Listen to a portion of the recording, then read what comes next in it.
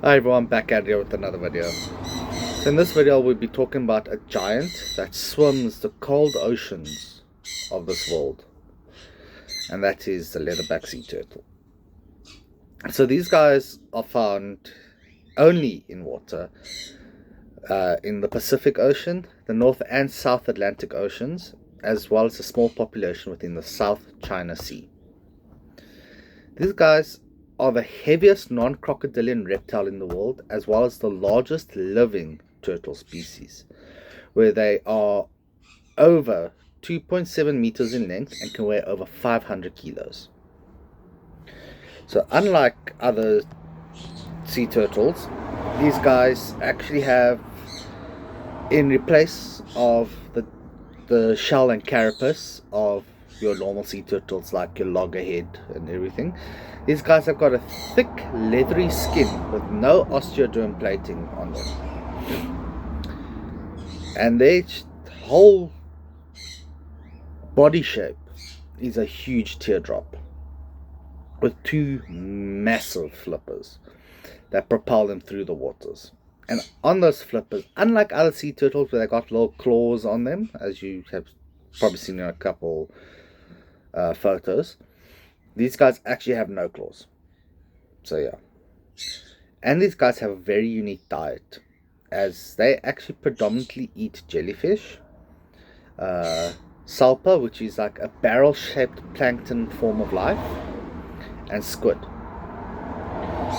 And you've probably seen photos of their throat. I'll have one up right here, where it's just a whole bunch of spikes going down their throat, from their beak to their throat and down.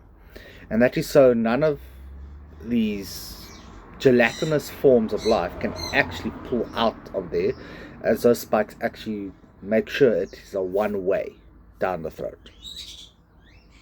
So yes. However, these guys also have been known to eat small crustaceans like some crabs, some lobsters, and all that. Small fish, sea urchins, believe it or not, snails, algae, and also seagrass. And in one day, these guys can eat over 75% of their body weight. So that's a huge amount. Like, that's a lot. So these guys are endangered, as they, apart from actually having no bony carapace to protect them from shark bites and everything like that, they also are prone to being hit by boats, which really sucks. Where most actually are casualties of boat crashes. So yeah. And just like other sea turtles, these guys only step foot on land once a year, which is insane. Like, if you find sea turtles on land more than once a year, you know they are not doing good. But yes, these guys are only found on land once a year, and that is to lay eggs, where the mating actually takes place in the water. Can't really say much about the breeding of them, as not much has been noted. A lot of speculation, but not really has been noted much on them.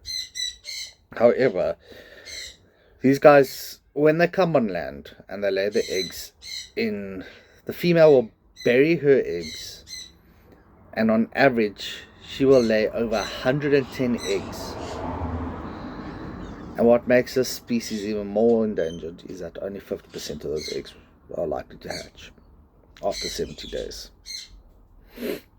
And once the young emerge from their little burrow, they have an exceptionally long crawl to the ocean, where they have to survive predators like crabs, foxes, humans, and birds. However, humans are playing a huge role in actually making sure a lot of these young get to where they need to be. With conservation, people actually monitor these guys and figure out where these guys have laid eggs, and they mark them. Certain beaches around the world have actually been put off limit because of sea turtle breeding.